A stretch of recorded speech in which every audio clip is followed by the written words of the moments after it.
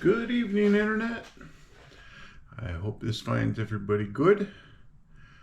And getting over your stuffness of the turkey stuffing. Stuffing yourself. You stuff the turkey, then you stuff yourself, right? I think that's how it works. Anyway,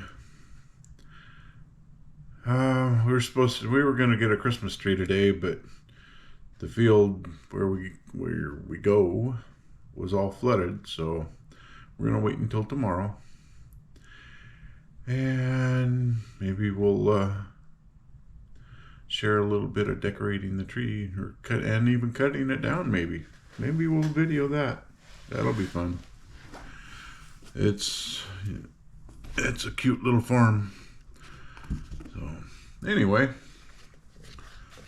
things are starting to get interesting in the land of Oz, so let's go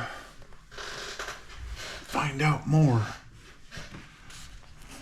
We left off with the nickel-plated emperor, huh?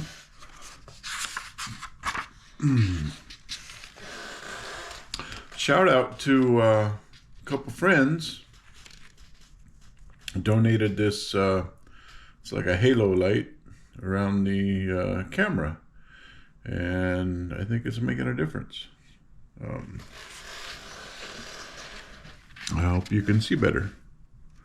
All right, I know I can. Well, I'd see better if I cleaned my glasses. That'd be good. All right, here we go.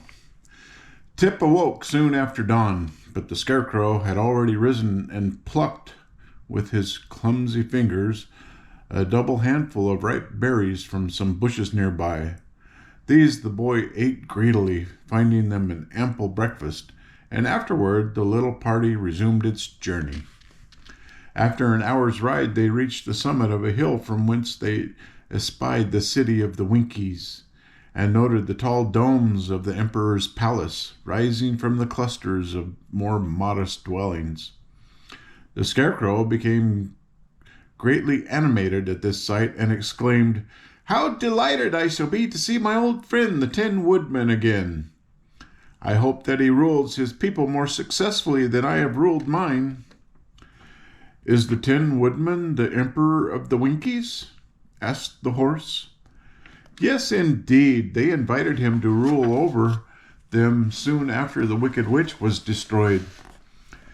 And as Nick Chopper was the best heart in all the world, I am sure he has proved an excellent and able emperor." "I thought that emperor was the title of a person who rules an empire," said Tip, "and the country of the Winkies is only a kingdom." "Don't mention that to the Tin Woodman," exclaimed the Scarecrow earnestly. "You would hurt his feelings terribly. He is a proud man, as he has every reason to be, and it pleases him to be termed emperor rather than king." "I'm sure it makes no difference to me," replied the boy. The sawhorse now ambled forward at a pace so fast that its riders had hard work to stick upon its back. So there was little further conversation until they drew up beside the palace steps.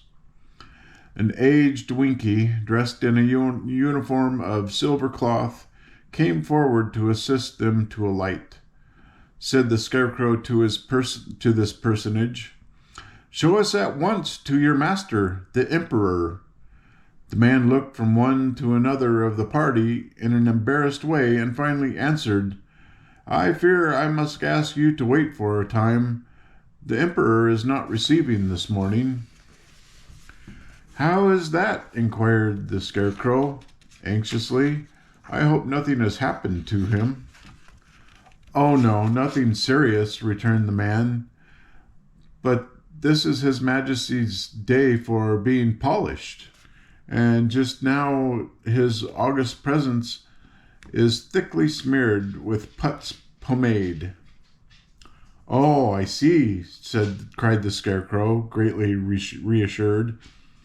"My friend was never inclined to be a dandy, and I suppose he is now more proud than ever of his personal appearance. "He is indeed," said the man with a polite bow. "Our mighty emperor has lately caused himself to be nickel-plated." "Good gracious!" the Scarecrow exclaimed at hearing this. "If his wit bears the same polish, how sparkling it must be! But show us in. I'm sure the emperor will receive us, even in his present state." "The emperor's state is always magnificent," said the man. "But I will venture to tell him of your arrival, and will receive his commands concerning you." So the party followed the servant into a splendid anteroom, and the sawhorse ambled awkwardly after them, having no knowledge that a horse might be expected to remain outside. The travelers were at first somewhat awed by their surroundings, and even the Scarecrow seemed impressed as he examined the rich hangings of silver cloth caught up into knots and fastened with tiny silver axes. Upon a handsome center table stood a large silver oil can, richly engraved with scenes from the past adventures of the Tin Woodman, Dorothy, the Cowardly Lion, and the Scarecrow. The lines of the engraving being traced upon the silver in yellow gold. On the walls hung several portraits, that of the Scarecrow seeming to be the most prominent and carefully executed, while a large painting of the famous Wizard of Oz, in the act of presenting the Tin Woodman with a heart, covered almost one entire end of the room. While the visitors gazed at these things in silent admiration, they suddenly heard a loud voice in the next room exclaim, "Well, well, well, what a great surprise!" And then the door burst open, and Nick Chopper rushed into their midst and caught the Scarecrow in a close and loving embrace that creased him into many folds and wrinkles. "My dear old friend, my noble comrade," cried the Tin Woodman joyfully. "How delighted I am to meet you once again."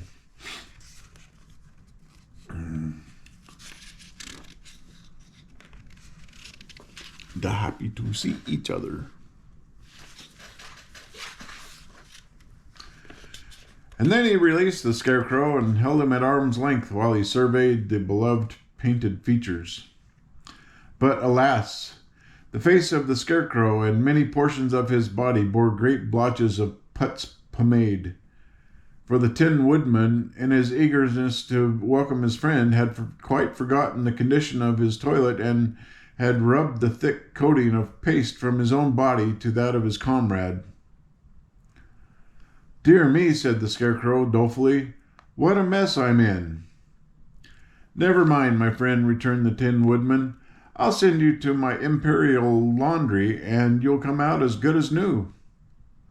"Won't I be mangled?" asked the Scarecrow. "No, indeed," was the reply. "But tell me, how come your Majesty here? And who are your companions?" The Scarecrow, with quite great politeness, introduced Tip and Jack Pumpkinhead, and the latter personage seemed to interest the Tin Woodman greatly. "You are not very substantial, I must admit," said the Emperor, "but you are certainly unusual, and therefore worthy to become a member of our select society." "I thank your Majesty," said Jack humbly. "I hope you are enjoying good health," continued the Woodman. "At present, yes," replied the Pumpkinhead with a sigh, "but I am in constant terror of the day when I shall spoil." "Nonsense," said the Emperor, but in a kindly, sympathetic tone. "Do not, I beg of you, dampen today's sun with the showers of tomorrow. For before your head has time to spoil, you can have it canned, and in that way it may be preserved indefinitely." Tip, during this conversation, was looking at the Woodman with undisguised amazement, and noticed that the celebrated Emperor of the Winkies was composed entirely of pieces of tin, neatly soldered and riveted together into the form of a man. He rattled and clanked a little as he moved, but in the main He seemed to be most cleverly constructed, and his appearance was only marred by the thick coating of polishing paste that covered him from head to foot.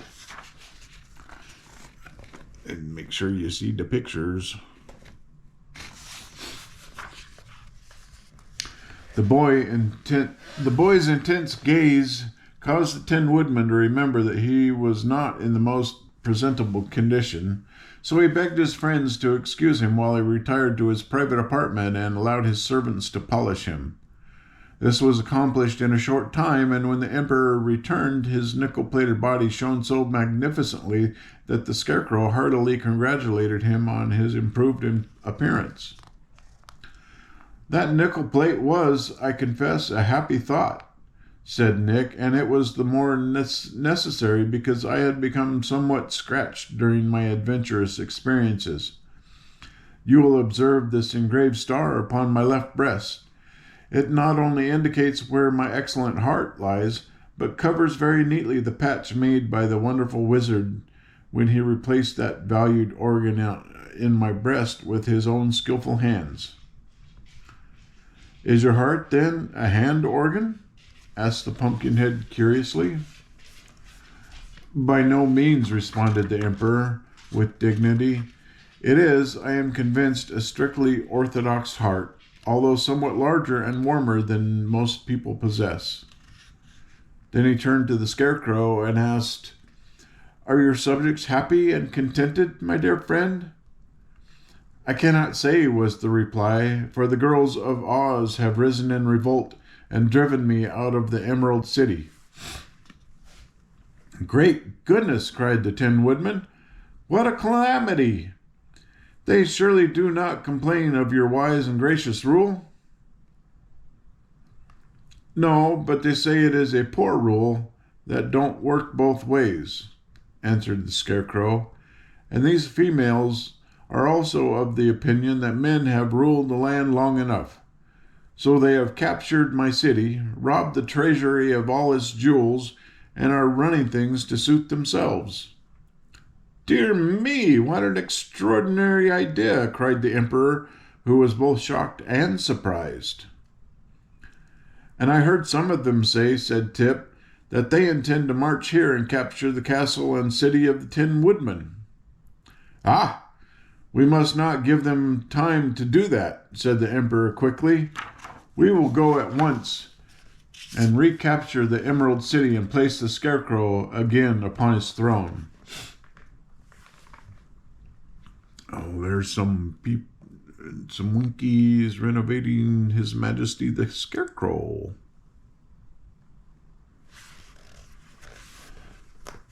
"I was sure you would help me," remarked the Scarecrow in a pleased voice. "How large an army can you assemble?" "We do not need an army," replied the Woodman. "We four, with the aid of my gleaming axe, are enough to strike terror into the hearts of the rebels." "We 5, corrected the Pumpkinhead. 5, repeated the Tin Woodman. "Yes, the Sawhorse is brave and fearless," answered Jack, forgetting his recent quarrel with the quadruped. The Tin Woodman looked around him in a puzzled way, for the Sawhorse had until now remained quite quietly standing in a corner where the Emperor had not noticed him. Tip immediately called the odd-looking creature to them, and it approached so awkwardly that it nearly upset the beautiful center table and the engraved oil can. "I begin to think," remarked the Tin Woodman, as he looked earnestly at the Sawhorse, "that wonders will never cease. How came this creature alive?" "I did it with a magic powder," modestly asserted the boy, "and the Sawhorse has been very useful to us. He enabled us to escape the rebels," added the Scarecrow. "Then we must surely accept him as a comrade," declared the Emperor. "A live Sawhorse is a distinct novelty and should prove an interesting study. Does he know anything?" "Well, I cannot claim any great experience in life," the Sawhorse answered for himself, "but I seem to learn very quickly, and often it occurs to me that I know more than any of those around me." "Perhaps you do," said the Emperor, for experience does not always mean wisdom. But time is precious just now, so let us quickly make preparations to start upon our journey." The emperor called his Lord High Chancellor and instructed him how to run the kingdom during his absence. Meanwhile, the Scarecrow was taken apart, and the painted sack that served him for a head was carefully laundered and restuffed with the brains originally given him by the great wizard. His clothes were also cleaned and pressed by the imperial tailors, and his crown polished and again sewed upon his head, for the Tin Woodman insisted that he should not renounce his badge of royalty. The Scarecrow now presented a very respectable appearance, and although in no way addicted to vanity, he was quite pleased with himself and strutted a trifle as he walked. While this was being done, Tip mended the wooden limbs of Jack Pumpkinhead and made them stronger than before, and the sawhorse was also inspected to see if he was in good working order. Then, bright and early the next morning, they set upon the return journey to the Emerald City, and Tin Woodman, bearing upon his shoulder a gleaming axe and leading the way, while the Pumpkinhead rode upon the sawhorse, and Tip and the Scarecrow walked up upon either side to make sure that he didn't fall off or become damaged. What in the world is that?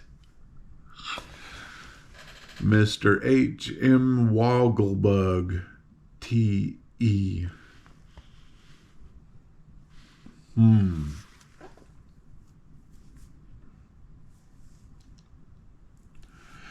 Now, General Ginger, who you will remember commanded the army of revolt, was rendered very uneasy by the escape of the Scarecrow from the Emerald City.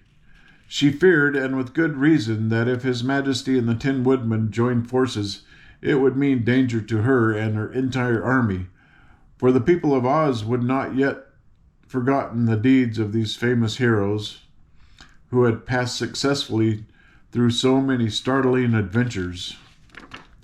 So Ginger sent post-haste for old Mombi. Oh boy, here comes the old sorceress.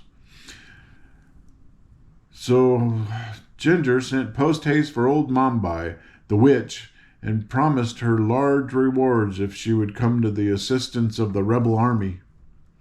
Mombi was furious at the trick Tip had played upon her, as well as at his escape and the theft of the precious powder of life. So she needed no urging to induce her to travel to the Emerald City to assist Ginger in defeating the Scarecrow and the Tin Woodman, who had made Tip one of their friends. Mombi had no sooner arrived at the royal palace than she discovered, by means of her secret magic, that the adventurers were starting upon their journey to the Emerald City. So she retired to a small room high up in the tower and locked herself in while she practiced such arts as she could command to prevent the return of the Scarecrow and his companions. That is why the Tin Woodman presently stopped and said, "Something very curious has happened. I ought to know by heart every step of this journey, and yet I fear we have already lost our way." "That is quite impossible," protested the Scarecrow. "Why do you think, my dear friend, that we have gone astray?" "Why, here before us is a great field of sunflowers, and I never saw this field before in all my life." At these words they all looked around, only to find that they were indeed surrounded by a field of tall stalks, every stalk bearing at its top a gigantic sunflower. And not only were these flowers almost blinding in their vivid hues of red and gold, but each one whirled around upon its stalk like a miniature windmill, completely dazzling the vision of the beholders, and so mystifying them that they knew not which way to turn. "It's witchcraft!" exclaimed Tip. While they paused, hesitating and wondering, the Tin Woodman uttered a cry of impatience and advanced with swinging axe to cut down the stalks before him. But now the sunflowers suddenly stopped their rapid whirling, and the travelers plainly saw a girl's face appear in the center of each flower.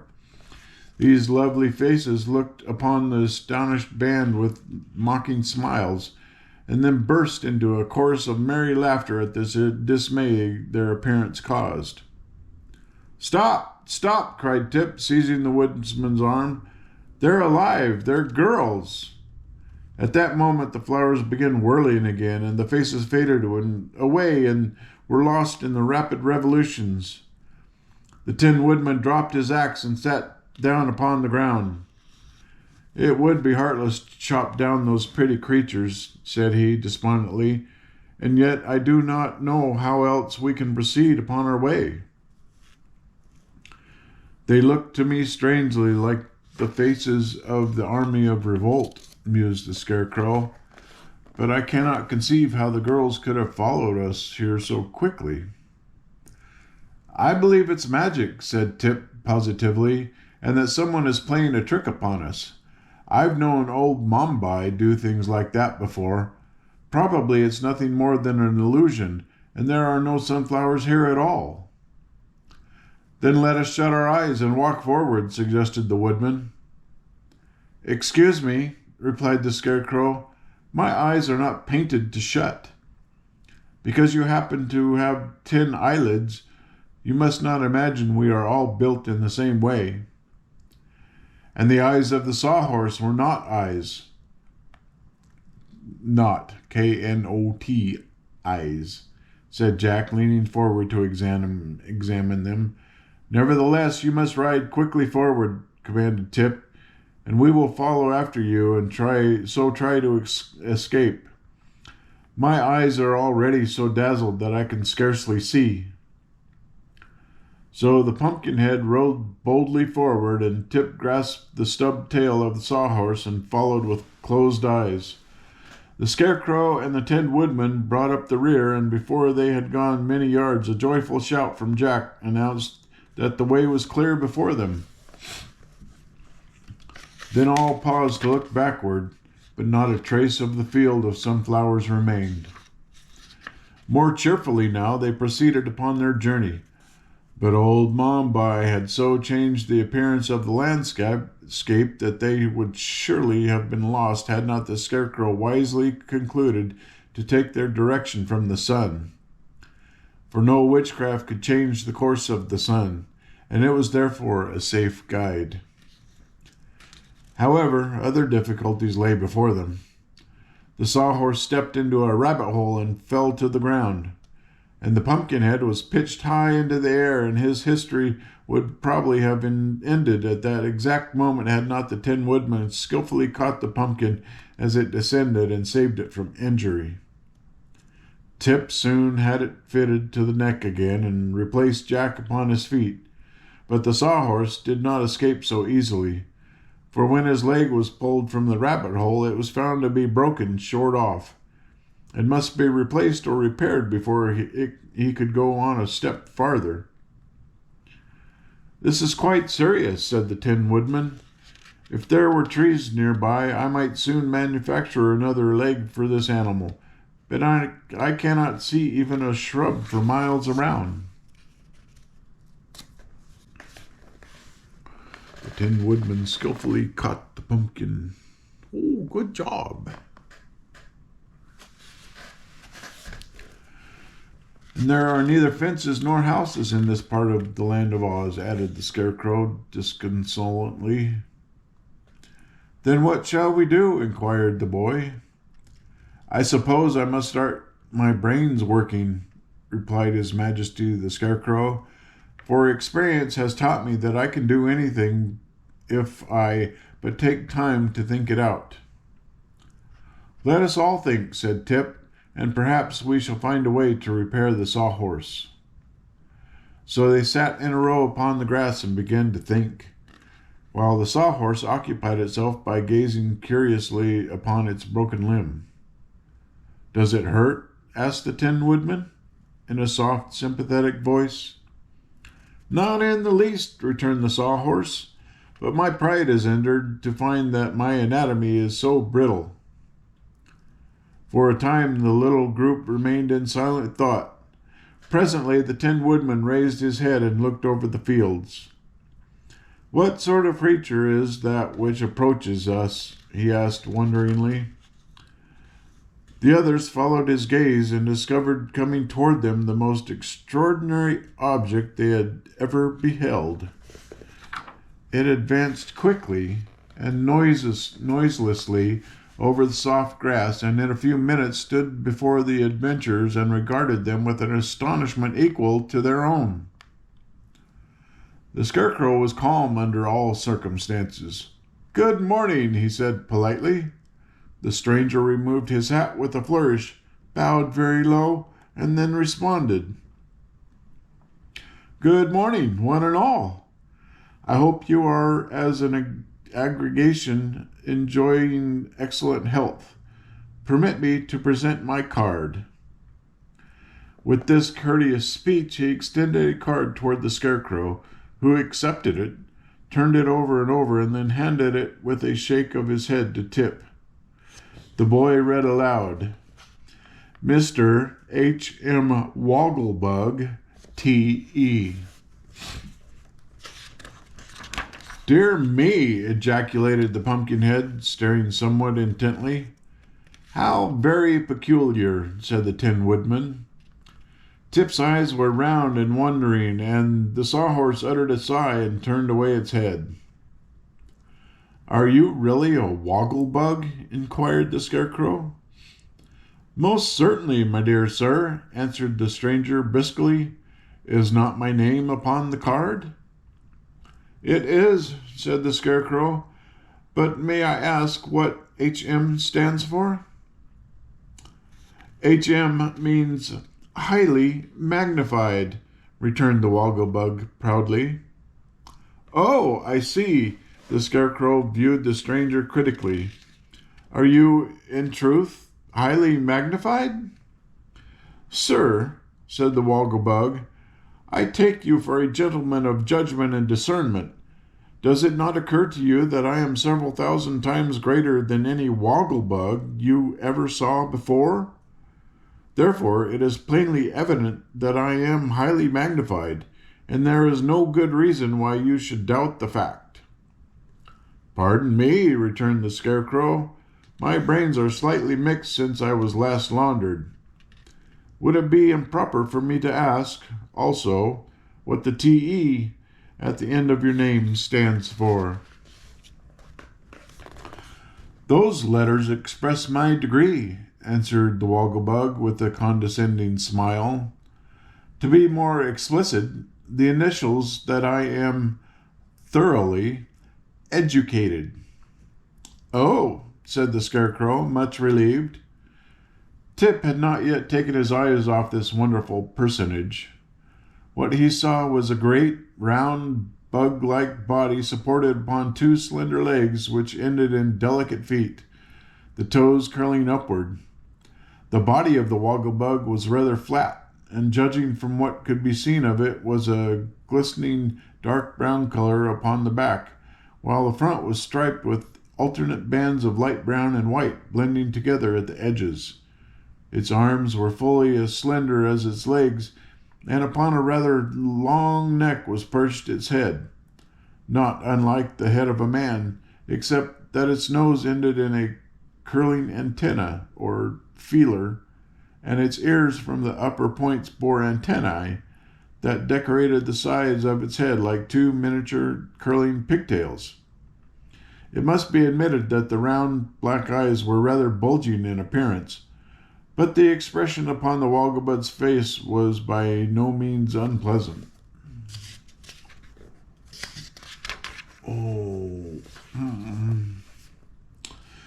For dress, the insect wore a dark blue swallowtail coat with a yellow silk lining and a flower in the buttonhole, a vest of white duck that stretched tightly across the wide body, knickerbockers of fawn-colored plush, fastened at the knees with gilt buckles, and perched upon its small head was jauntily set a tall silk hat. Goodness. There's not a picture. Oh, I guess that's the Woggle-bug. But we don't get a good view of him there, do we?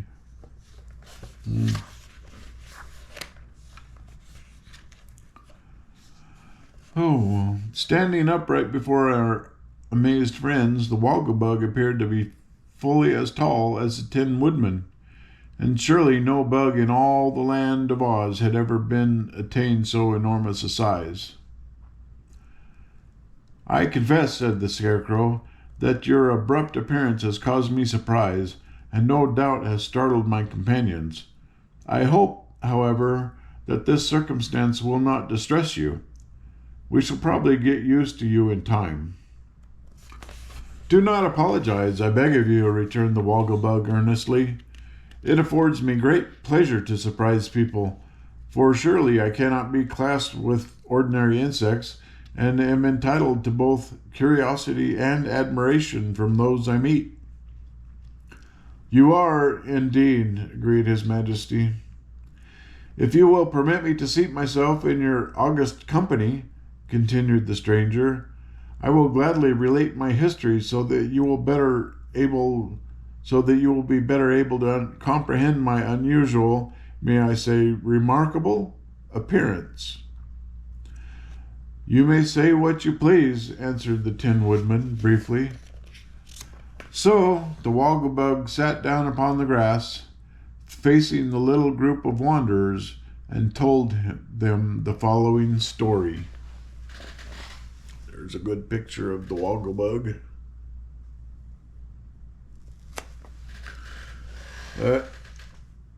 You're not going to find out his story until next time. Fun how that's worked out. The mystery.